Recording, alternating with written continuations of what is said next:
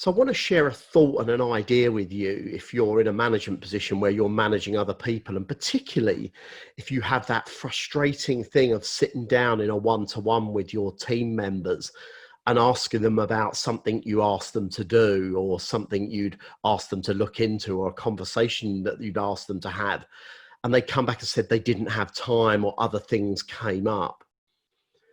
Um, and what I want to talk about is how you deal with that, because I see a lot of frustration out there. So a lot of people just go, "Oh God, not again," but you've got to deal with this stuff. You've got to take this out of your bag and get it done. So here's what I'd like you to do when people say that, is to ask them, what did you do?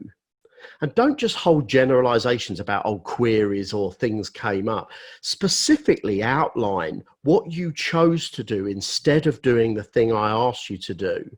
And then explore with the person the level of accountability and responsibility they have.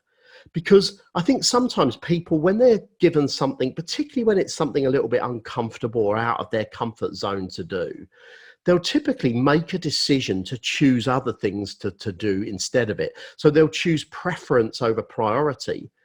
And it's your job as their manager or their leader to call them out on that behavior and to make sure they realize that isn't acceptable.